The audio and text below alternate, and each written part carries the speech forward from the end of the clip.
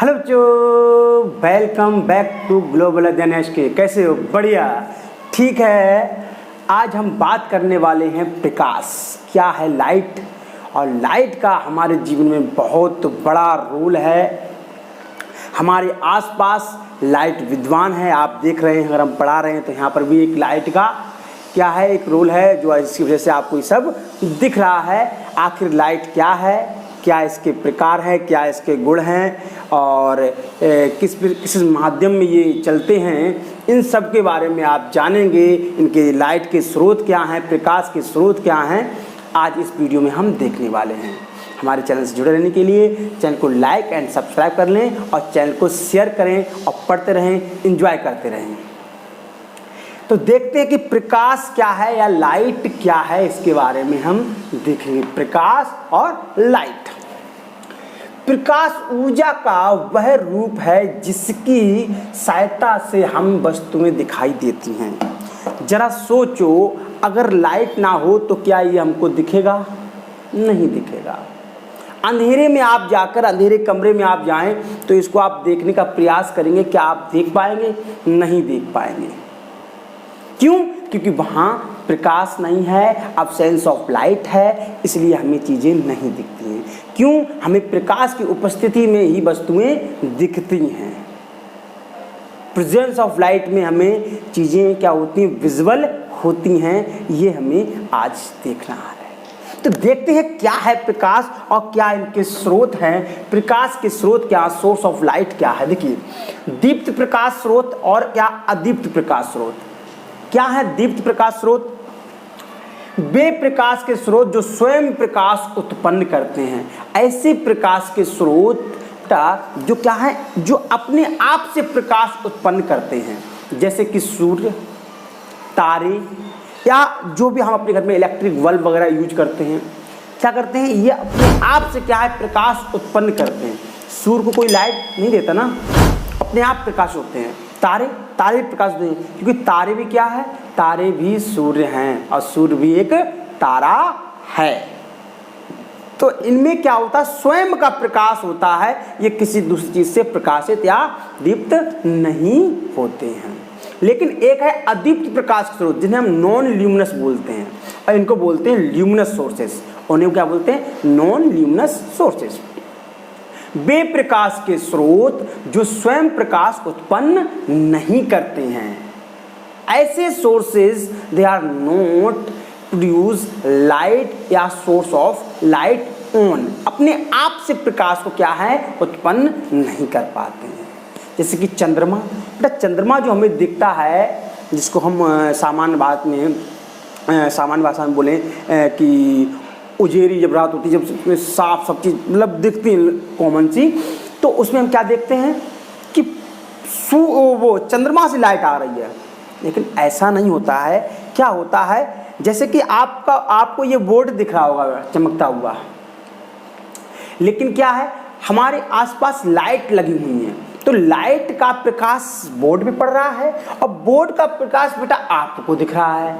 तो ऐसे ही चंद्रमा में होता है। चंद्रमा में क्या होता है, जैसे आपको भी लाइट नहीं दिख रही होंगी, यहाँ पर आपको लाइट नहीं दिख रही होंगी, लेकिन क्या होता है, ऐसे ही सूर्य होता है। सूर्य का प्रकाश चंद्रमा में पड़ा और चंद्रमा का प्रकाश हमको दिखा। इसका मतलब क्या है, इनका स्वयं का बोर्ड का, हमारा ये बोर्ड लगा हुआ है, इसका स्वयं का प्रकाश नहीं है। क्या है? इसका स्वयं का प्रकाश नहीं है। ये क्या है, ये जो है अपने आप प्रकाशित हो रहे हैं, यानी कि ये सूर्य के प्रकाश से जो है ना प्रकाशित हो रहे हैं, इसलिए ना अदीप्त प्रकाश स्रोत बोलते हैं, इन्हें नॉन ल्यूमिनस बोलते हैं। अगर सोचो इसी जगह डिजिटल बोर्ड लगा, अगर आप लोगों का सहयोग रहा तो एक दिन जरूर लगेगा। इसी जगह डिजिटल बोर्ड रहा तो डिजिटल बोर्ड में क्या होता है, स्वयं का प्रकाश होगा, है ना, वो अंदर। जैसे कि मोबाइल वगैरह में स्क्रीन खोलते हैं तो हम अंधेरे में भी मोबाइल चला सकते हैं, है ना। जहाँ बहुत अंधेरा रूम में आप जाएंगे तो अंधेरे रूम में भी क्या है, मोबाइल, क्योंकि उसका स्वयं का प्रकाश निकल रहा होगा। ऐसी चीज़ को ल्यूमिनस बोलते हैं। क्या बोलते हैं? ल्यूमिनस, या क्या बोलते हैं? दीप्त प्रकाश बोलते हैं। क्या बोलते हैं? दीप्त। और इनको क्या बोलते हैं? अदीप्त। जिनका स्वयं का प्रकाश ना हो, दूसरों से प्रकाशित हो, उन्हें हम अदीप्त बोलते हैं। जिनका स्वयं का प्रकाश हो, स्वयं से प्रकाशित होते हैं, उन्हें हम दीप्त प्रकाश बोलते हैं या ल्यूमिनस सोर्स बोलते हैं। ठीक है, ये बात क्लियर हुई। इसमें चंद्रमा हो गया। कांच, कांच का मतलब क्या है? बहुत से कांच के टुकड़े क्या होते हैं? बहुत लाइट मारते हैं, तो वो जब लाइट मारते हैं, रिफ्लेक्शन करते हैं, तो क्या है? वो दूसरे प्रकाश से प्रकाशित हो रही है। ठीक है, ये तो बात हो गई प्रकाश के स्रोत और उनके प्रकार देख लिए, दीप्त प्रकाश के स्रोत और अदीप्त प्रकार के स्रोत। हमें प्रकाश के गुण के बारे में देखना होगा कि क्या है प्रकाश के गुण। प्रॉपर्टीज ऑफ लाइट के बारे में देखना है। तो क्या है प्रकाश के गुण? जैसे कि आप सरल रेखा में गमन करते हैं, तो क्या होता है? प्रकाश जो है ना, वो कभी भी अगर प्रकाश गमन करेगा तो एक सीधी रेखा में जाएगा। जैसे कि अगर मान लीजिए आपने एक पाइपलाइन ले लें इस प्रकार की, ये एक बड़ा पाइप है। ये क्या है? एक पाइप है। और आपने क्या किया? एक टॉर्च ले ली, टॉर्च ली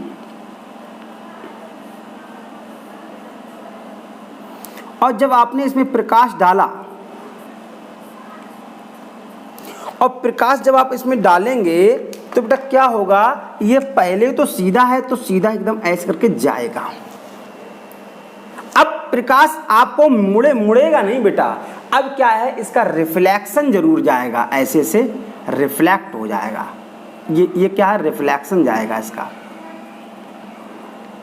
ऐसे करके रिफ्लेक्शन से थोड़ा हल्का हल्का प्रकाश यहाँ आएगा। लेकिन अगर यहीं पर अगर हम एकदम बढ़िया एकदम वो ले लें, सीधी वो कोई पाइप ले लें इस प्रकार से, और उसमें हम इसी प्रकाश का अगर कोई टॉर्च से लाइट मारें, समझने का प्रयास करें बेटा, ऐसे करके प्रकाश की लाइट मारे, तो क्या होगा? जो प्रकाश की जो लाइट जाएगी ना बेटा, वो अभी तो ये क्या है?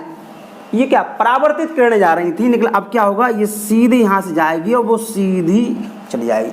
इसका मतलब क्या है? जो प्रकाश जो होगा बेटा, वो सरल रेखा में गमन करता है, सीधी रेखा में। ऐसा नहीं है कि अगर कुछ सामने तो प्रकाश मुड़ जाए, प्रकाश मुड़ेगा नहीं। प्रकाश की जो रेखाएं होंगी वो मुड़ेंगी नहीं। चलो,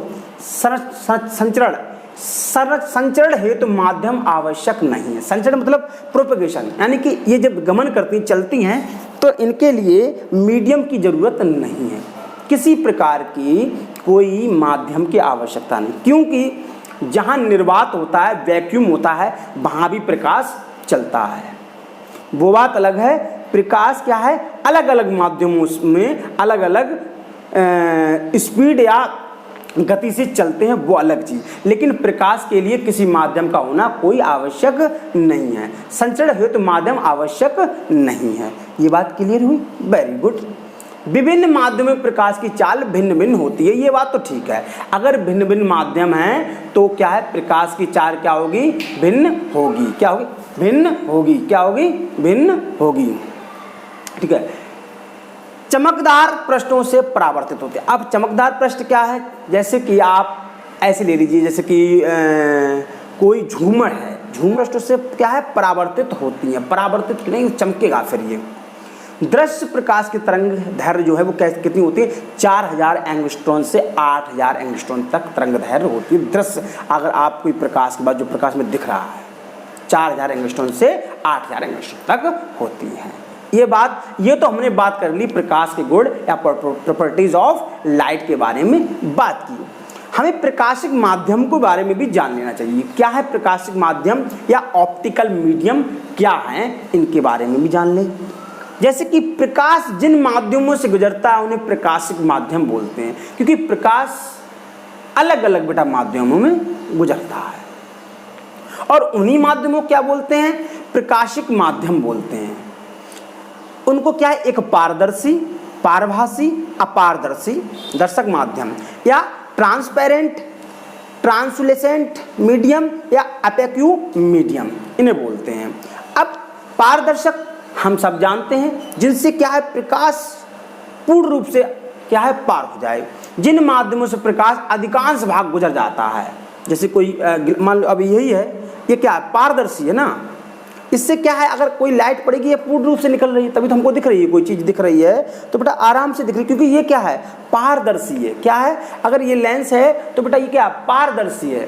और ये क्या है, इसे हम ट्रांसपेरेंट बोलते हैं। क्या बोलते हैं, ट्रांसपेरेंट। इससे आर पार आराम से दिख जाएगा, और दिखेगा जब इसकी प्रकाश की किरणें जो ना आर पार आराम से हो जाएंगी, यानी कि अधिकांश भाग जो ना प्रकाश का इससे निकलना चाहिए, तभी ये क्या है पारदर्शी है। लेकिन हम बात करें पारभाषिक माध्यम की या ट्रांसल्यूसेंट मीडियम की, क्या जैसे दूषित जल,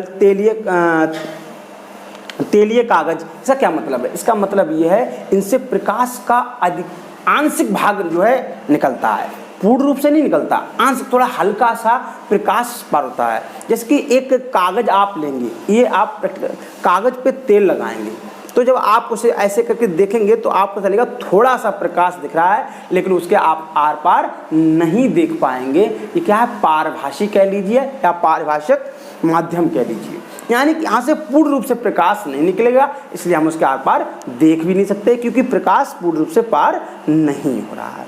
लेकिन एक अपारदर्शक माध्यम या अपारदर्शी माध्यम या वैक्यूम मीडियम कह लीजिए, वो क्या है, जैसे कि लकड़ी, लोहा। अब लकड़ी है, ये छड़ आप लीजिए, अब इससे कोई प्रकाश की चीज जाएगी तो नहीं, आर पार तो नहीं जाएगी, और ना हमें क्यों दिखेगी, क्योंकि प्रकाश की जब किरण पार नहीं होगी तो हमें दिखेगी भी नहीं। तो क्या है, अपारदर्शी है, अपैक्यूम मीडियम है। क्या अपैक्यूम, अगर ऐसे कोई लोहे का ले लीजिए या कोई और मेटल का ले लीजिए तो उनसे पार नहीं जाएगी। तो हमने यहाँ क्या है प्रकाशिक माध्यम के बारे में भी बात कर ली, हमने बात कर ली प्रकाशिक माध्यम की और प्रकाश के गुण के बारे में बात कर ली। अब हमें बात जो करनी है वो प्रकाश किरण के बारे में या लाइट रेज के बारे में बात करनी है। अब प्रकाश किरण क्या होती है ये जाने हम। जब प्रकाश किसी पारदर्शी माध्यम से सरल रेखा में गमन करती है तब प्रकाश के पथ, जो प्रकाश का जो पथ है उसको क्या बोलते हैं, प्रकाश किरण कहते हैं। किसे बड़ा इस बात को बड़ा ध्यान समझना, कोई प्रकाश की किरण पारदर्शी माध्यम में गमन कर रही है तो जो प्रकाश किरण जा रही है तो उसका जो पथ जो है, मान लीजिए ये जा रही है, ये पारदर्शी, मान लीजिए ये कोई मीडियम हमने बनाया बेटा ऐसे करके, ये कोई मीडियम है और प्रकाश की किरण जा रही है तो ये पारदर्शी माध्यम में चली जाएगी आराम से पार।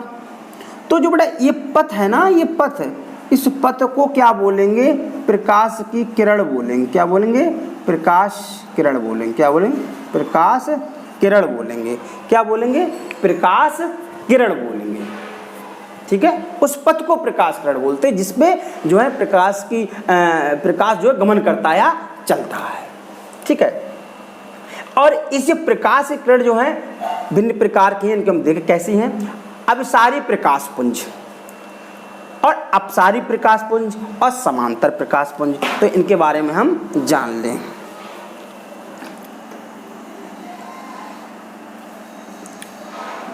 इसको देख लें क्या है अभिसारी प्रकाश पुंज। देखिए अभिसारी प्रकाश पुंज बेटा क्या है कि ऐसे प्रकाश पुंज को अभिसारी प्रकाश पुंज कहेंगे कि जहां पर क्या है कि बहुत सी प्रकाश किरणें किसी एक बिंदु पे आकर मिल रही हूं। क्या है, आ तो अलग अलग जगह से रही मगर कहाँ मिल रही हूं, किसी एक बिंदु पे आकर मिल रही हूं। अच्छा, आपको ये कैसे पता चलेगा कि ये किरणें आ रही हैं? इसके लिए हम यहाँ पर एक ऐसे चिन्ह का जरूर उपयोग करेंगे।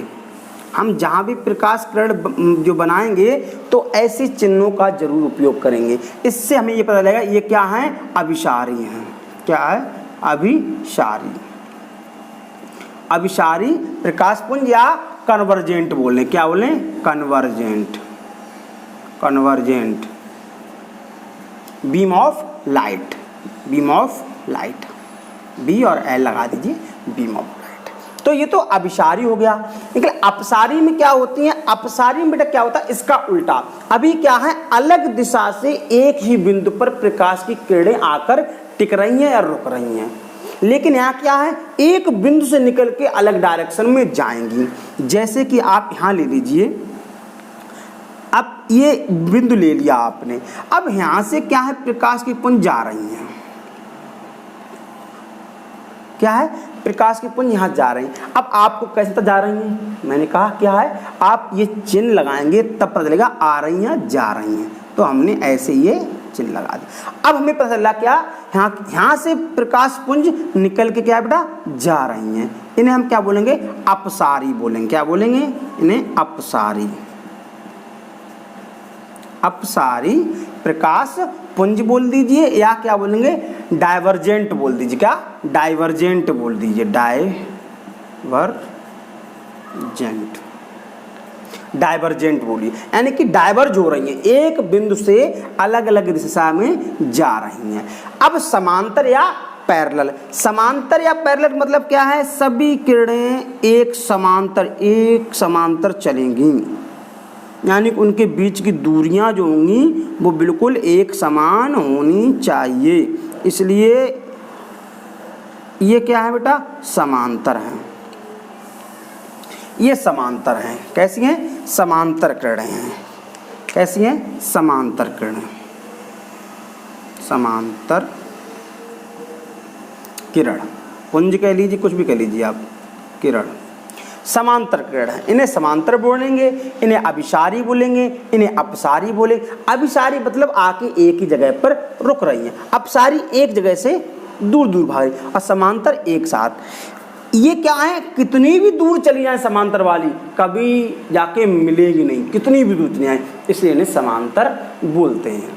तो हमने क्या है, प्रकाश के बारे में जाना, प्रकाश के स्रोत के प्रकार के बारे में जाना, प्रकाश के गुण क्या हैं, देखते हैं कि प्रकाश का परावर्तन क्या है या रिफ्लेक्शन ऑफ लाइट क्या है। रिफ्लेक्शन ऑफ लाइट क्या है, हमारे जीवन में उसका बहुत बड़ा एक रोल है, और ये बड़ी इंटरेस्टिंग चैप्टर इस मायने में भी होता है कि इसको हम कहीं ना कहीं देखते हैं।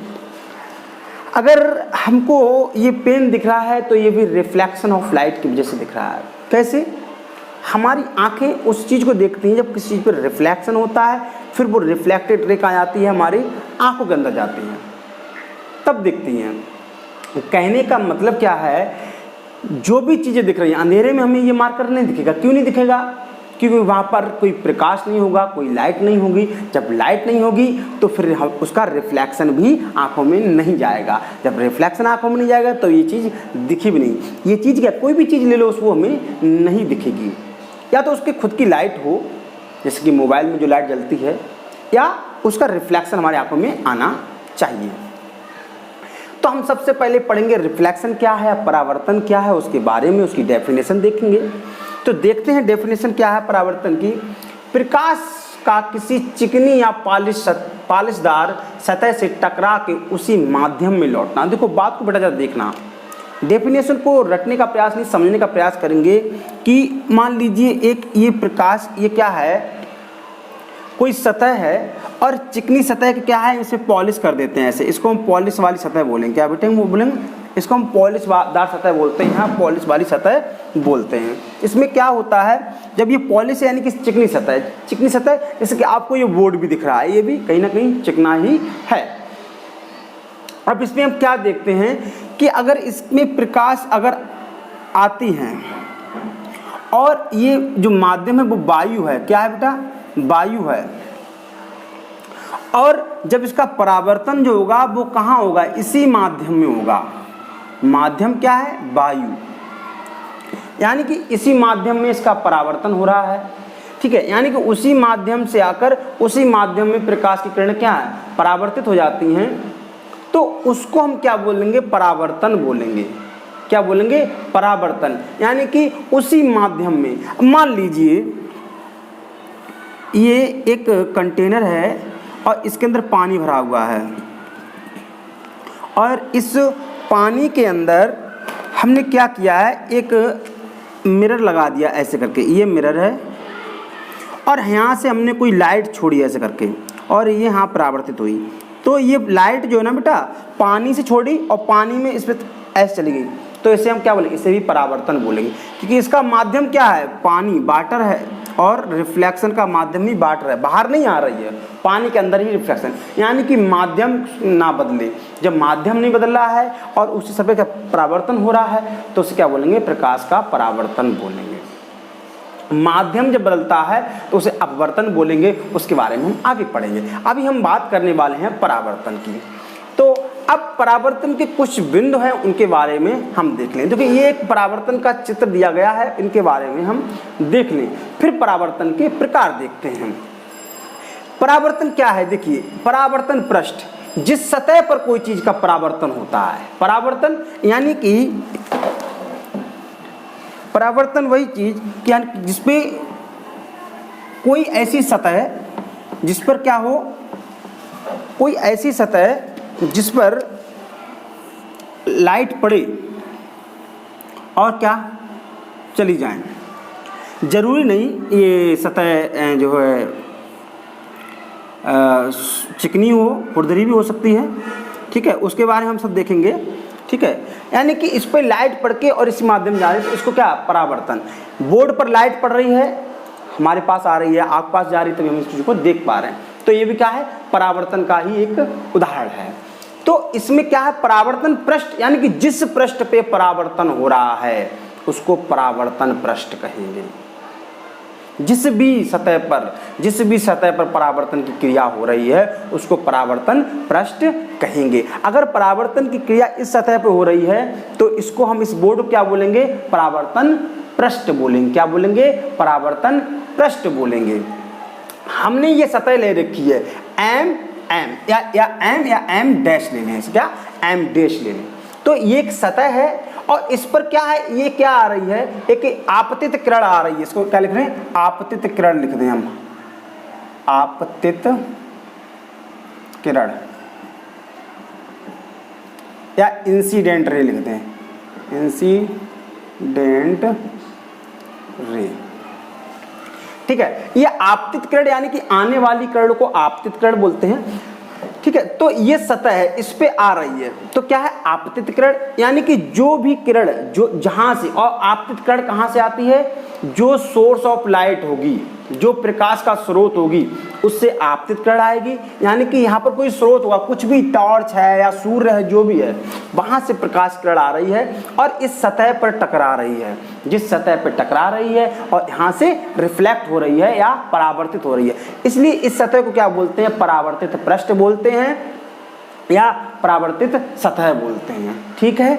और जो किरण आ रही है उसे क्या बोलेंगे, उसे बोलेंगे आपतित किरण। आने वाले की आपतित किरण बोलेंगे या इंसिडेंट रे बोलेंगे। लेकिन जो जा रही है, आप इसे देख रहे हो, जो जा रही है इसको परावर्तित किरण या रिफ्लेक्टेड रे बोलेंगे। क्या बोलेंगे, रिफ्लेक्टेड रे बोलेंगे, रिफ्लेक्टेड रे बोलेंगे इसको, परावर्तित किरण या रिफ्लेक्टेड रे बोलेंगे, क्योंकि यहाँ पे आके और ये जा रही है, ठीक है। फिर एक होता है आपतन बिंदु, ये बी आप देख रहे हो, आपतन बिंदु, यानी कि यहाँ पर क्या है, सभी चीज यहीं पर टकरा रही होंगी। अगर ये अविलंब है, अविलंब भी यहाँ तक आ रहा होगा, आपतित किरण भी यहीं से टकरा रही होगी, परावर्तित किरण भी यहीं से शुरू हो रही है। इसे बोलते हैं, इस बिंदु को, है ना, इस बिंदु को क्या बोलते हैं, आपतन बिंदु बोलते हैं या पॉइंट ऑफ इंसिडेंट बोलते हैं। क्या बोलते हैं, पॉइंट ऑफ इंसिडेंट बोलते हैं, ठीक है। अब आ गई बात अविलंब की। अविलंब जो इसे बोलते हैं नॉर्मल भी बोलते हैं। क्या बोलते हैं, इसे हम नॉर्मल भी बोलते हैं, नॉर्मल। यानी कि ये क्या होगा, यहाँ से ये 90 डिग्री का कोण बना रहा होगा, 90 अंश का। नॉर्मल क्या है, कोई भी सतह है, ऐसे करके उस पर पड़ा हुआ है तो ये 90 अंश का कोण बना रहा होगा, 90 अंश का, इसलिए इसका वो नॉर्मल बोलते हैं, ठीक है, नॉर्मल बोलते हैं। और नॉर्मल जरूरी नहीं ऐसी, अगर सतह ऐसी है बेटा, जरा देखो, अगर हमारा जो भी मान लीजिए मिरर है या जो भी है वो सतह या परावर्तित पृष्ठ इस प्रकार का है, तो अगर इस पर रिफ्लेक्शन ऐसे हो रहा है तो हम इसका बेटा नॉर्मल ना ऐसे डालेंगे। क्यों, क्योंकि हमें इस सतह से 90 अंश का कोण बनाना होगा, यानी कि सतह से इसका 90 अंश का कोण बनेगा। क्या बनेगा, सतह से, ठीक है, वेरी गुड। अब अविलंब हो गया, अब आपतन कोण, जो ये रे आ रही थी इसे आपतन किरण बोलते थे, ठीक है, आपतित किरण। लेकिन इस अविलंब और इस आपतन किरण के मध्य जो कोण बन रहा है ये बेटा अविलंब है, और ये क्या है आपतित किरण। इनके मध्य जो एंगल यहाँ पे बन रहा है इसको आपतन कोण बोलते हैं। क्या बोलते हैं? आपतन कोण बोलते हैं, या एंगल ऑफ इंसिडेंट बोलते हैं। क्या बोलते हैं? एंगल ऑफ इंसिडेंट बोलते हैं। Angle of incident, angle of incident बोलते हैं। और इसको जरा इस प्रकार से लिख देते हैं हम, एंगल आई, ठीक है, एंगल ऑफ इंसिडेंट। और अविलंब और परावर्तित किरण के मध्य जो यहाँ पर एंगल बन रहा है इसको परावर्तन कोण बोलते हैं, या एंगल ऑफ रिफ्लेक्टेड बोलते हैं। ठीक है, एंगल ऑफ रिफ्लेक्शन। क्या बोलते हैं? Angle of reflection. इसको आर से डिनोट करते हैं, एंगल आर से डिनोट करते हैं। ये क्या है? परावर्तित किरण, या और इसको क्या बोलेंगे? परावर्तन कोण बोलेंगे। क्या बोलेंगे? परावर्तन कोण। और इसको आपतन कोण। ठीक है, तो हमने इन सब बिंदुओं को बार जान लिया, लेकिन एक बार फिर देखें, इसे क्या बोलेंगे? परावर्तित सतह या परावर्तन पृष्ठ बोलेंगे। क्या बोलेंगे? परावर्तन पृष्ठ बोलेंगे। इसे क्या बोलेंगे? आपतित किरण या इंसिडेंट रे। जो किरण आ रही है, जो किसी सोर्स से लाइट आ रही है या प्रकाश आ रहा है, उसे क्या बोलेंगे? उस प्रकाश को आपतित किरण बोलेंगे, आपतित किरण बोलेंगे या इंसिडेंट रे बोलेंगे। टकरा के जाने वाले क्या बोलते हैं? परावर्तित किरण या रिफ्लेक्टेड रे बोलेंगे। इनके अविलंब, ये अविलंब यहाँ से जो 19 उसे क्या बोलते हैं? अविलंब बोलते हैं। क्या बोलते हैं? अविलंब। इनके आपतित किरण और अविलंब के मध्य जो कोण बनेगा उसे आपतन कोण बोलेंगे। क्या बोलेंगे? आपतन कोण, या क्या बोलेंगे आप? एंगल ऑफ इंसिडेंट बोलेंगे। अविलंब और परावर्तित किरण के मध्य जो कोण बन रहा है उसे क्या बोलेंगे? परावर्तन कोण बोलेंगे। क्या बोलेंगे? परावर्तन या एंगल ऑफ रिफ्लेक्शन बोलेंगे। ठीक है, इतनी बात हो गई। और ये आपतन बिंदु, आपतन बिंदु किसे बोलते हैं? जहां पर सभी चीजें इसी पॉइंट पे मिल रही हैं। देखो, अविलंब भी यहाँ पर मिल रहा है, आपतित किरण भी यहाँ मिल रही है, परावर्तित किरण भी यहाँ मिल रही है, तो इसे क्या बोलते हैं? आपतन बिंदु बोलते हैं।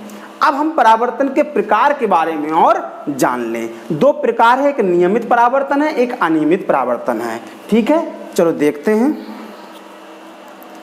परावर्तन के प्रकार। परावर्तन के प्रकार सबसे पहले क्या है? रेगुलर रिफ्लेक्शन और इर्रेगुलर रिफ्लेक्शन। तो सबसे पहले हम क्या डालते हैं? नियमित परावर्तन। क्या डालते हैं? नियमित परावर्तन। नियमित परावर्तन या रेगुलर रिफ्लेक्शन। क्या बोलेंगे? Regular reflection. पहले हम ना इसको समझने का प्रयास करेंगे, फिर डेफिनेशन अपने आप स्वयं बनाओगे। समझने का प्रयास क्या करेंगे? रेगुलर रिफ्लेक्शन में क्या हम एक कोई चिकनी सतह लेंगे इस प्रकार से, और थोड़ा और नीचे कर लें, हाँ, ये चिकनी सतह ले ली, और चिकनी कम मान में यहाँ पे हम इसको पॉलिश कर देंगे। क्या कर देंगे? पॉलिश करेंगे। इसका ये इसका मतलब होता है कि पॉलिश कर दी। ठीक है, अब यहाँ से क्या जितनी भी किरणें आ रही हैं वो कैसे ऐसे आएंगी? देखिए, जो भी सोर्स ऑफ लाइट से बेटा किरण आती है वो पैरेलली होती हैं। सोर्स ऑफ लाइट से जो किरणें आएंगी वो पैरेलली होती हैं। अब ये क्या है? सब आ रही हैं। अब क्या है? ये आने के बाद जब सतह एकदम चिकनी है तो क्या है एकदम ऐसे करके ये रिफ्लेक्ट होंगी। ये पैरेलल, हाँ ये थोड़ी गड़बड़ हो गई, हाँ। तो अब क्या है? इनका अपना नॉर्मल होगा या अविलंब होगा, क्योंकि जो बीच में एंगल तो बराबर ही होंगे। इस वाले का अपना अलग होगा, इस वाले का अलग होगा, क्योंकि तीन हैं, तीन इंसिडेंट हैं। इसको आई से डिनोट कर दो, इसको भी आई से, इसको भी आई से, इसको रिफ्लेक्टेड है तो आर से। कोई दिक्कत? कोई दिक्कत नहीं। या परावर्तित है, उसको आप कोई दिक्कत नहीं, परावर्तित किरण है, और यह आपतित किरण है। और इनमें आप एक बात देख रहे होंगे, सरफेस पे आ रही हैं पैरेलल, और पैरेलल ही जा रही हैं, समांतर आ रही हैं, समांतर आ रही हैं तो समांतर ही जा रही हैं। कैसी? समांतर किरण। परावर्तन किसी चिकनी सतह पर टकराने के बाद समांतर जब किरणें आ रही हैं तो समांतर ही जा रही हैं। समांतर किन्हें बोलते हैं? जब दो किरणों के मध्य जो ना बिल्कुल दूरी समान रहे और ये अनंत तक समान रहेगी, चाहे कहीं तक चली जाए, इनको क्या बोलते हैं? समांतर किरण बोलते हैं। क्या बोलते हैं? समांतर, समांतर किरण। इनके बीच की दूरी यहाँ पर जितनी होगी उतनी यहाँ पर होगी, उतनी यहाँ पर होगी, कहीं तक चली जाए, यहीं तक गई। अब समांतर किरण आई और परावर्तन के बाद समांतर ही चली गई। तो क्या है इसका? जरा इसकी डेफिनेशन पे थोड़ा ध्यान देते हैं।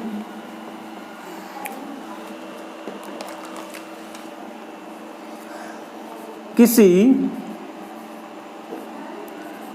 चिकनी या पॉलिशदार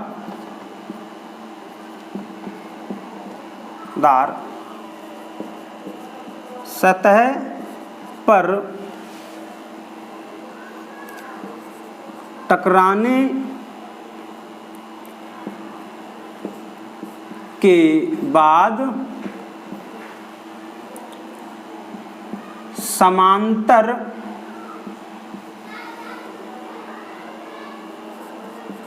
किरण के रूप में परावर्तन होना, ऐसे भी कर सकते हो।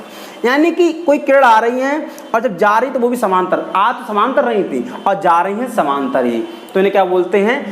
नियमित परावर्तन बोलते हैं, या रेगुलर रिफ्लेक्शन बोलते हैं। बात समझ गए? एक बार फिर देखो, किसी चिकनी सतह पर क्या है? समांतर किरणें तो आएंगी ही भाई, किसी सोर्स से आएंगी, लेकिन जब रिफ्लेक्ट होकर जाएंगी तो वो समांतर ही जाएंगी, इसलिए इसको हम क्या बोलेंगे? नियमित परावर्तन बोलेंगे। क्या बोलेंगे? नियमित परावर्तन बोलेंगे। ठीक है, समझ गए? अब हम देखते हैं अनियमित परावर्तन। क्या देखते हैं? अनियमित परावर्तन। इसको हटा दो, ठीक है, बैक करके आप स्क्रीनशॉट ले भी सकते हो। अनियमित परावर्तन,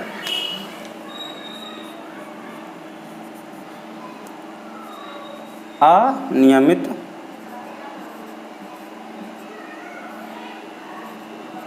परावर्तन।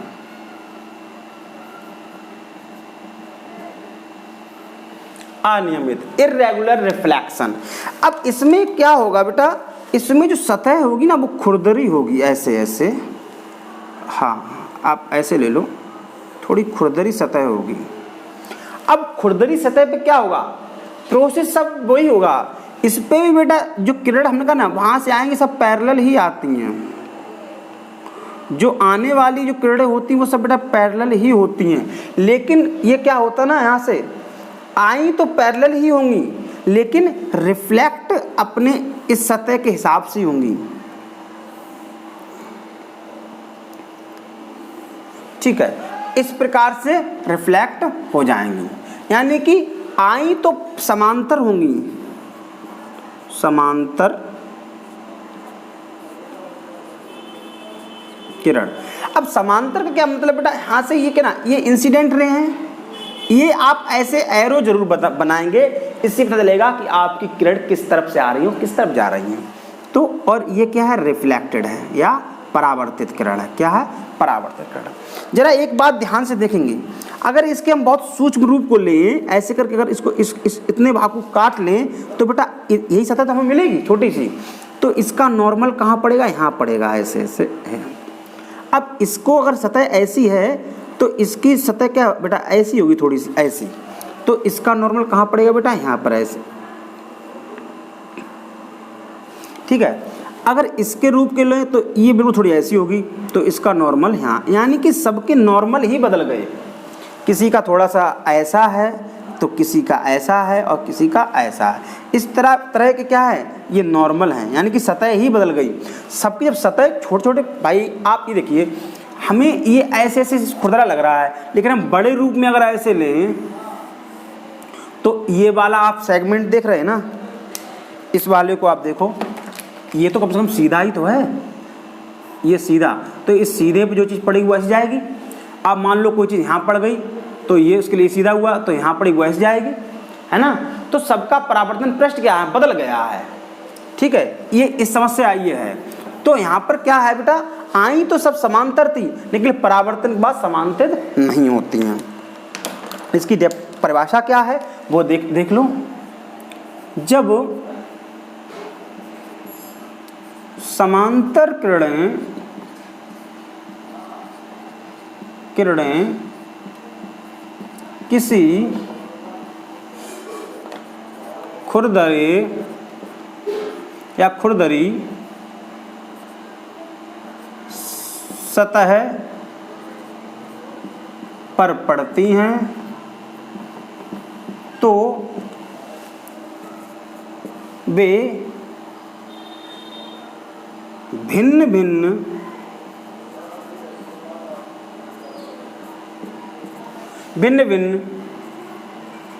दिशाओं में परावर्तित हो जाती हैं, जिसे अनियमित परावर्तन कहते हैं। क्या कहते हैं? अनियमित परावर्तन। मतलब आएंगी तो समांतर मगर भिन्न भिन्न दिशा में चली जाएंगी, तो इन्हें आप नियमित बोलेंगे। जैसे कि बुक, किताब, मेज, ठीक है, टेबल जिसे बोल दो, या स्टूल है या पेन है। यहाँ परावर्तन तो बेटा यहाँ पर भी हो रहा है, लेकिन नियमित नहीं, इसलिए इसमें हमें हमारी इमेज नहीं दिखती है। जहाँ पर नियमित परावर्तन होता है वहाँ पे क्या है, वहाँ पे छवि दिखती है। जैसे कि शीशा देखते हैं, मिरर देखते हैं, उसमें हम अपने आप को देख पाते हैं। क्यों? उसमें नियमित परावर्तन हो रहा होता है। लेकिन जहाँ पर अनियमित परावर्तन होता है, उस चीज को, जैसे बोर्ड को हम देख तो रहे हैं, लेकिन इसमें हमारी इमेज या चित्र नहीं बन रहा है। क्यों? ये भी हमें देखने में तो चिकना लग रहा है, लेकिन सही माने में ये भी थोड़ा खुरदरा है। अगर ये बहुत चिकना होता तो इस पे मारकर चलता भी नहीं, क्योंकि चिकनी सतह पे कोई चीज जल्दी चलती नहीं है। तो कहने का मतलब क्या है, नियमित परावर्तन में हमें क्या है, छवि दिखाई देती है, अन्य परावर्तन में छवि नहीं दिखाई देती। दूसरी बात, इसमें पैरेलल जो आती हैं, जो भी चीज पैरेलल आएगी वो पैरेलल ही जाएगी। लेकिन इसमें क्या है, आएंगी तो सब पैरेलल, मगर कोई अपने अपनी दिशा में चली जाएंगी। कोई दिशा इस प्रकार से भिन्न दिशा होगी। ठीक है, बात क्लियर? इसे बोलते हैं अनियमित और इसे बोलते हैं नियमित, रेगुलर और इरेगुलर। अब पढ़ेंगे लॉ ऑफ रिफ्लेक्शन या परावर्तन के नियम के बारे में। उससे पहले हमें ये जानना होगा कि परावर्तन होता क्या है, किसे हम रिफ्लेक्शन कहते हैं। इस चीज को जानेंगे, फिर हम रिफ्लेक्शन के नियम के बारे में देखेंगे। तो चलो देखते हैं परावर्तन क्या है। जब प्रकाश किसी चिकनी सतह या पॉलिशदार सतह पर आपतित होती है, आपतित मतलब आती है, ठीक है, फिर उसका अधिकांश भाग सतह से टकराता है। पहले वो आपतित किरण जो भी रेज होती हैं, लाइट की रेज होती हैं, वो कहाँ आती हैं, आपतित होती हैं किस पर, उस सतह पर। वहाँ से टकराने का अधिकांश भाग जो है, ज़्यादातर मोस्टली भाग क्या होता है, परावर्तित हो जाता है। अधिकांश सतह से टकरा के उसी माध्यम में लौट जाता। क्या है, सतह से टकराया और उसी माध्यम में लौट गया, तो उसे हम बोलते हैं परावर्तन। जरा समझिए, ये एक कोई सतह है, इसको हमने कर दिया पॉलिश, ये पॉलिश कर दी। पॉलिश करना सबसे आसान तरीका है ना, घर में करो, ऐसे कर दो, ठीक है। अब क्या करना है, ये आपकी क्या है, आपतित किरणें आई हैं। क्या है, आपतित किरण।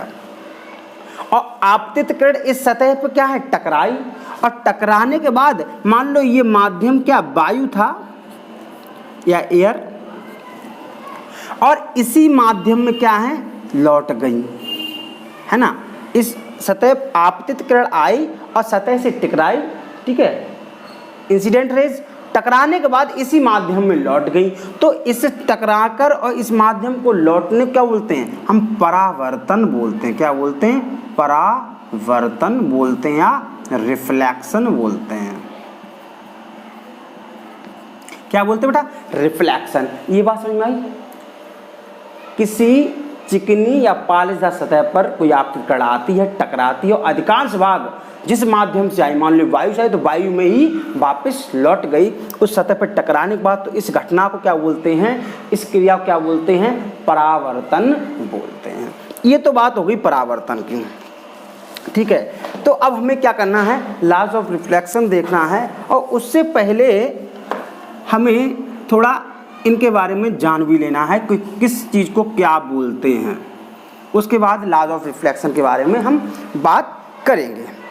आपको ये पूरी चीज़ दिख रही होगी बेटा, दिख रही है, यानी कि जो किरण आती है किसी भी सोर्स ऑफ लाइट से या किसी भी प्रकाश के स्रोत से कोई प्रकाश की किरण आ रही है, तो आने वाली किरण को हम बोलते हैं आपतित किरण, फिर टकराएगी इस बिंदु पर और टकरा के कहाँ चली जाएगी, उसी माध्यम में जा रही है, तो उसे बोलते हैं परावर्तित किरण। क्या बोलते हैं, परावर्तित किरण या रिफ्लेक्टेड क्या है, इंडेक्स बोलते हैं। क्या बोलते हैं, रिफ्लेक्टेड इंडेक्स बोलते हैं।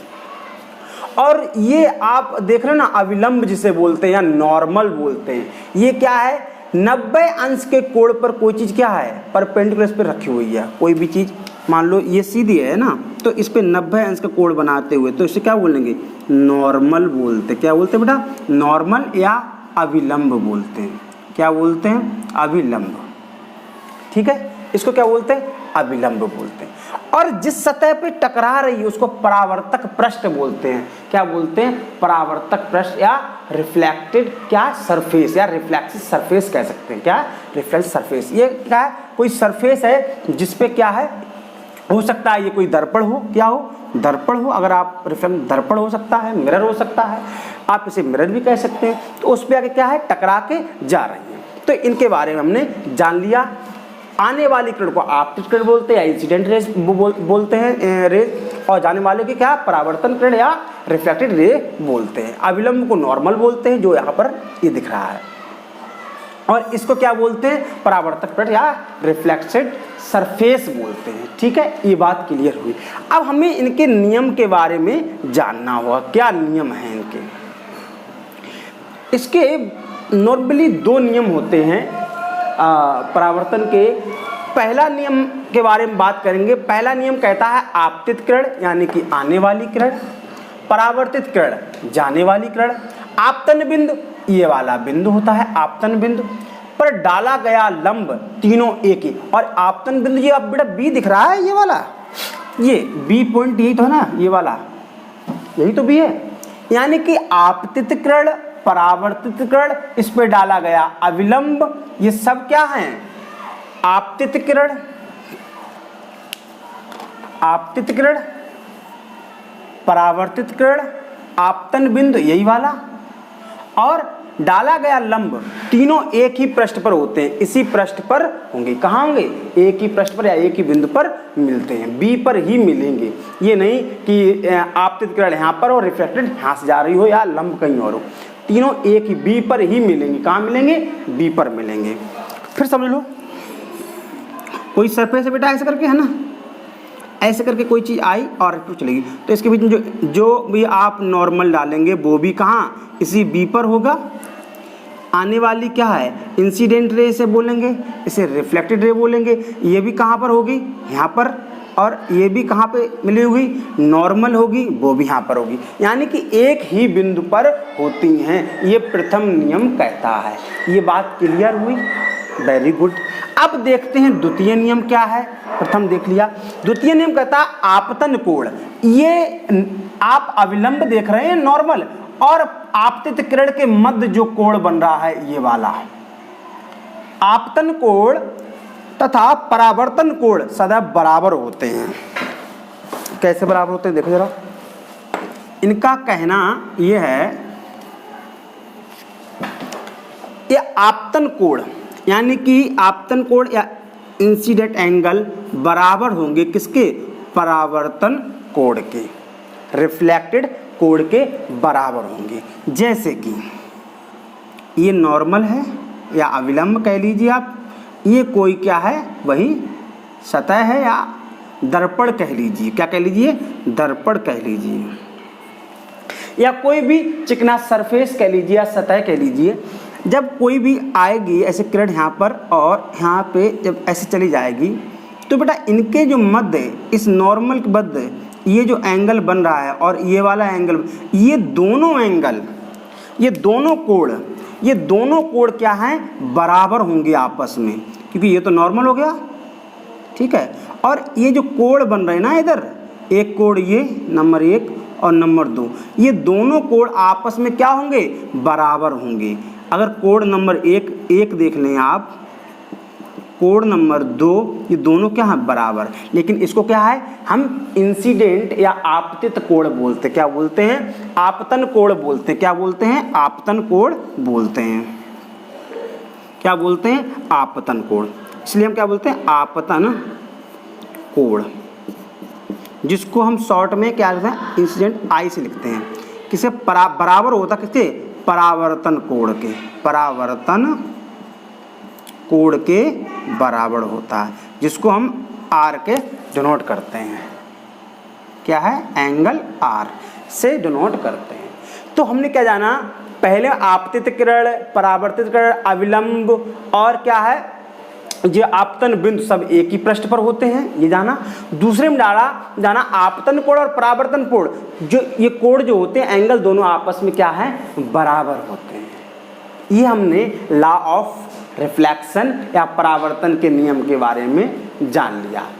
Image formation of plane mirror या समतल दर्पण पर प्रतिबिंब कैसे बनाएं और प्रतिबिंब के क्या प्रकार हैं उनके बारे में देखेंगे, और समतल दर्पण पर बने हुए प्रतिबिंब के क्या गुण हैं, क्या प्रॉपर्टी उनके बारे में देखेंगे। तो सबसे पहले हम समझते हैं कि प्रतिबिंब बोलते किसे हैं, इमेज बोलते किसे हैं, वो हम जानेंगे। वस्तु के किसी बिंदु से चलने वाली प्रकाश की किरण परावर्तन के पश्चात जिस बिंदु पर मिलती है या मिलती हुई प्रतीत होती है उसे हम प्रतिबिंब बोलते हैं। क्या कहने का मतलब क्या है, कोई भी चीज है और कोई भी वस्तु है ना, अब इसके किसी भी बिंदु से प्रकाश की क्या है, बिंदु चलती है, ठीक है। और क्या है, परावर्तन, पहले हम परावर्तन वहाँ ले लें, मान लीजिए ये है और ये यहाँ से परावर्तन हो गई। अब परावर्तन के बाद क्या है, परावर्तन क्या होगा, यही तो होगा, और ये 90 है, वापस हो जाएगी। तो यहाँ पर ये क्या, मिलती हुई, दोनों क्या हैं, एक दूसरे से क्या मिल रही हैं या मिलती हुई प्रतीत हो रही हैं। इसमें क्या है बेटा, मिलती हुई प्रतीत हो रही हैं, मिल नहीं रही हैं, ठीक है, क्योंकि ये तो चली गई, ये जा रही है ऐसी और ये जा रही है ऐसी, परावर्तन होगा ऐसे चली गई, तो वापस जो जाएगी वो यहाँ मिल रही है, यानी कि ये आभासी होगा। और क्या, समतल दर्पण पे आभासी हो, वो बात करेंगे। तो हमें केवल इतना समझना है कि हम इमेज या प्रतिबिंब किसे बोलते हैं, जिसमें अब इसमें क्या है, ऐसे जाएगी फिर यहाँ पे टकरा के वापस हो जाएगी, क्योंकि 90 अंश कोण बना रही है और 90 अंश कोण पे क्या होता है, वापस हो जाती है। किसी भी, मान लो ये क्या दर्पण है और जब इस पर टकराएगी 90 अंश कोण पे तो ये वापस हो जाएगी। जब ये वापस हो रही है तो ये वापस भी आ रही है सीधे, और ये टकरा के वापस, तो कहाँ यहाँ जा रही है, तो यहाँ पर मिलती हुई प्रतीत हो रही है। क्या है, मिलती हुई प्रतीत हो रही है, इसे मिलेगी, ये यहाँ पर मिलती हुई प्रतीत हो रही है। यहाँ पर क्या है, मिलती हुई जब प्रतीत हो रही है तो यहाँ पर क्या इमेज बनेगी। तो उसमें इसमें क्या है, यही बता रहे हैं कि हम प्रतिबिंब उसे बोलेंगे जब किसी वस्तु के बिंदु से जो किरणें जब चलेंगी तो उस वस्तु जो दर्पण है या उस पर जब टकराएंगी तो परावर्तन के बाद जो किरणें होंगी या तो मिलती हुई प्रतीत हों या क्या हो, या वाकई में मिल रही हूँ, तो उन्हें उस बिंदु क्या, वहाँ पर क्या होगा, उसे प्रतिबिंब बोलेंगे। क्या बोलेंगे, प्रतिबिंब या इमेज बोलेंगे। ठीक है, ये बात तो क्लियर हुई। ठीक है, तो अभी हम आगे बात करेंगे क्या है प्रतिबिंब के प्रकार।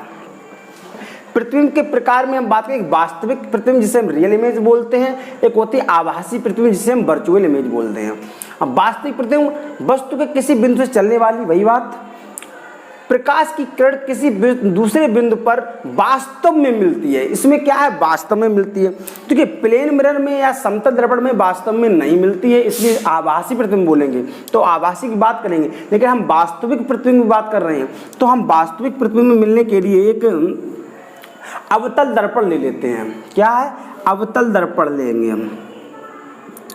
ठीक है, समझने के लिए ले रहे हैं, लेकिन हम गोलीय दर्पण के बारे में बाद में पढ़ेंगे। अभी हम क्या है, समतल दर्पण बात कर रहे हैं, लेकिन हम फिर भी अवतल दर्पण समझने के लिए ले रहे हैं। ठीक है, यहाँ पर यह सेंटर ऑफ कर्वेचर है, ये फोकस दूरी है या फोकस लेंथ बोल दो। अब जो भी मान लीजिए आपकी क्या है, ये है कोई भी वस्तु यहाँ पर रखी हुई है, तो जब यह चलेगी तो ये जाएगी पहले तो ऐसे, अब फिर क्या है ये यहाँ से परावर्तित होगी फोकस लेंथ से, जो भी पैरेलल जाती है समांतर जाती है वो क्या है फोकस से परावर्तित होती है। अब इसको क्या है, अगर आप इसको यहाँ से लेंगे, एक तो हम यहाँ से भी कर सकते हैं, दूसरा हम क्या यहाँ से ही सेंटर कर्वेचर से ऐसे करके करेंगे, और जब ये जाएगी तो ये यहाँ से वापस होगी। इसका मतलब ये यहाँ पर कहाँ, यहाँ पर काट रही है। तो ये क्या आप देख रहे हो इमेज, ये क्या किरण यहाँ से प्रकाश भी परावर्तित हुई, और परावर्तित होकर क्या यहाँ पर क्या हो रही है, दोनों एक इधर से आ रही है, मिल रही है, ये वास्तव में मिल रही हैं। जब वास्तव में मिल रही हैं इसलिए इन्हें क्या बोलते हैं, वास्तविक। क्या बोलते हैं, वास्तविक। क्या बोलते हैं, प्रतिबिंब बोलते हैं, प्रतिबिंब बोलते हैं, बिंब बोलते हैं, या रियल इमेज बोलते हैं। क्या बोलते हैं, रियल इमेज बोलते हैं। क्यों, ऐसी इमेज जिसमें किसी वस्तु से जो किरण, प्रकाश की किरण चले और उस जगह पर टकरा के वास्तव में जब मिल रही हो, इसे उन्हें क्या बोलते हैं, इसलिए उन्हें वास्तविक प्रतिबिंब बोलते हैं। क्या बोलते हैं, वास्तविक प्रतिबिंब बोलते हैं। ये बात क्लियर हुई है ना। वास्तव में ये वस्तु है, वस्तु जब चली और परावर्तित हुई यहाँ पर और ये जा रही है तो ये यहाँ पर मिल रही है, तो ये वास्तव में मिल रही है, रियल में मिल रही है, इसलिए वास्तविक इमेज या क्या बोलते हैं, वास्तविक प्रतिबिंब या रियल इमेज बोलते हैं। ये बात क्लियर हुई, वेरी गुड। ठीक है, इस चीज़ को बिल्कुल आप नोट कर लें और समझ लें। ठीक है, हाँ, आप नेक्स्ट देखते हैं।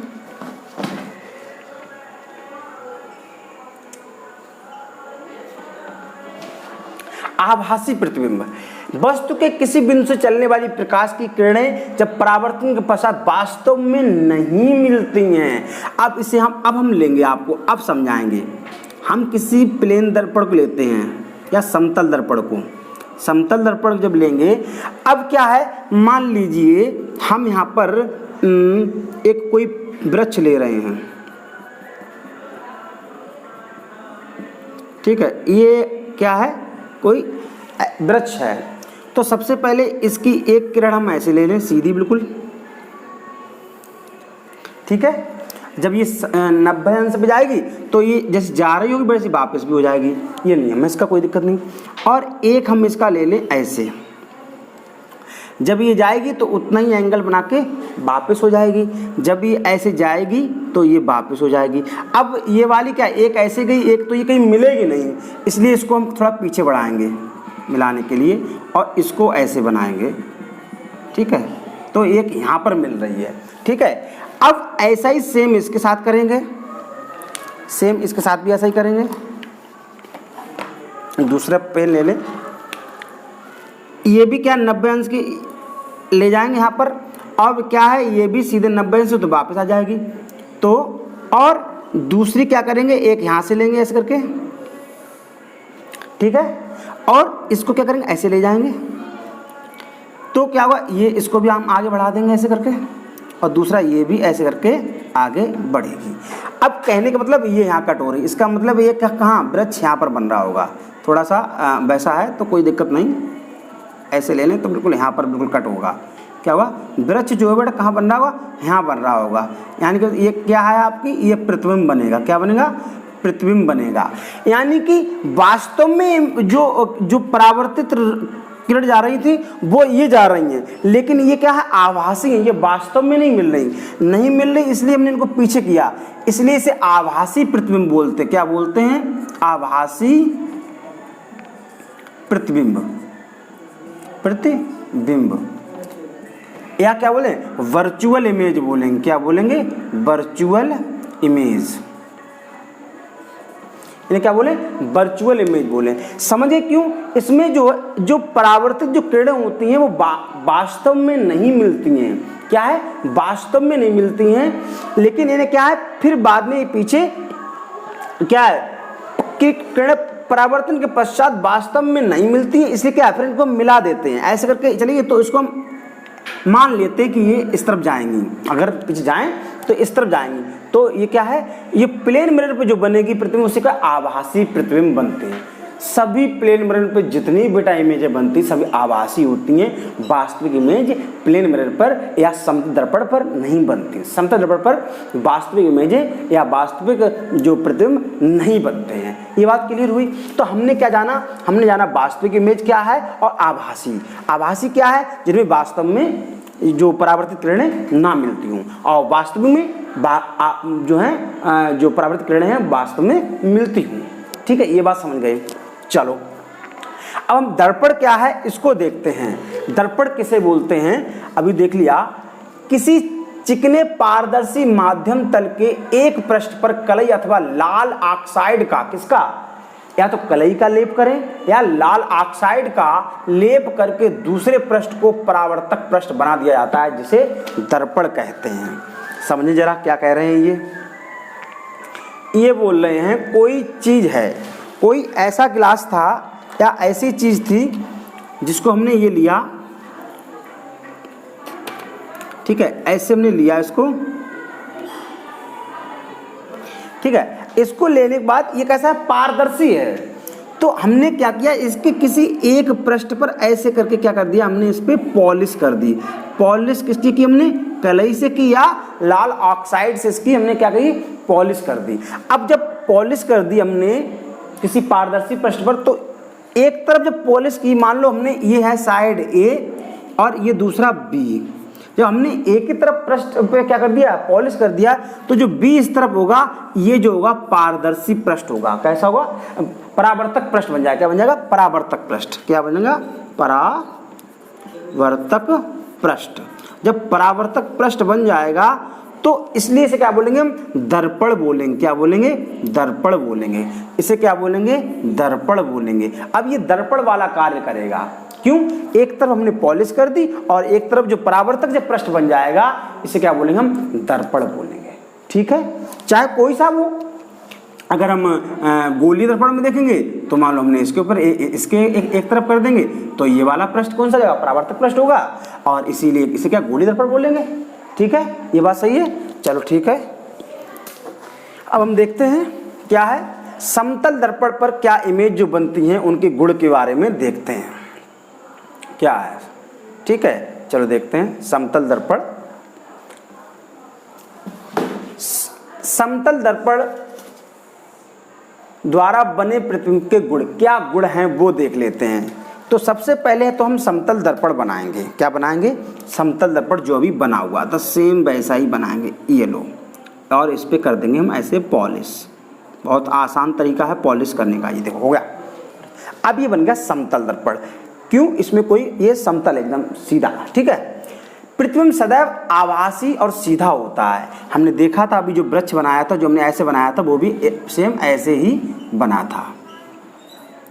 आभासी का क्या मतलब है, जो वास्तव में किरणें मिलेगी नहीं तो हम उनको ऐसे करके मिला देंगे। जब मिला देंगे तो क्या होगा, आभासी बनेगा। और कैसा बनेगा, अगर ये सीधा है तो बेटा ये भी सीधा होगा। प्रतिबिंब कैसा होगा, सदैव आभासी होगा और सीधा होगा। दूसरा, h ऊंचाई के व्यक्ति को पूर्ण प्रतिबिंब देखने के लिए h/2 का दर्पण की आवश्यकता है। कहने का मतलब आप समझिए ये क्या कहना चाह रहा है। मान लीजिए किसी व्यक्ति की हाइट जो है 2 मीटर है, तो उसको अपना पूरा प्रतिबिंब उस दर्पण के अंदर देखने के लिए जो वो चाहिए है, क्या कहा जाता है इसको, क्या बोलेंगे, दर्पण चाहिए होगा। 2 मीटर के व्यक्ति को उसको कितना चाहिए होगा, 1 मीटर का दर्पण चाहिए होगा। कितना, 1 मीटर का दर्पण चाहिए होगा। यानी कि अगर उसकी हाइट h है तो दर्पण कितना हो, h/2 हो। कितना हो, h/2 हो। यानी किसी की हाइट अगर 10 फुट की है तो उसे दर्पण जो है वो 5 फुट का चाहिए, उसमें वो अपना पूरी आकृति देख सकता है। ठीक है, ये बात क्लियर हुई, वेरी गुड। चलो अब देखते हैं नेक्स्ट क्या बोल रहे हैं। प्रतिबिंब दर्पण से उतना ही दूर जितना वस्तु दर्पण से। अब क्या है, दूरी की बात की जा रही। मान लीजिए कोई प्रतिबिंब बन रहा है, ये है, और इसकी दूरी जो है दर्पण से मान लीजिए 12 सेंटीमीटर है। तो जो प्रतिबिंब बनेगा ना बेटा इस तरफ, वो भी कितना बनेगा, 12 सेंटीमीटर इस दर्पण से इस तरफ बनेगा। कितना बनेगा, 12 सेंटीमीटर। प्रतिबिंब दर्पण से उतना ही दूर जितना वस्तु दर्पण से। प्रतिबिंब जो है दर्पण से कितना, 12 सेंटीमीटर, कितना, जितनी वस्तु जो है, वस्तु तो यही हुई, ठीक है, ये वस्तु होगी, और जो उस तरफ बनेगा उसका प्रतिबिंब बोलेंगे, क्या बोलेंगे, प्रतिबिंब बोलेंगे। ठीक है, ये बात क्लियर हुई, वेरी गुड। अब क्या है, प्रतिबिंब का आकार वस्तु के आकार के बराबर, और जितना आकार इस प्रतिबिंब का होगा वही आकार इस वस्तु का भी होगा। बात समझ गए? तो आप चैनल से जुड़े हुए, चैनल को लाइक एंड सब्सक्राइब करें। Thank you, bye.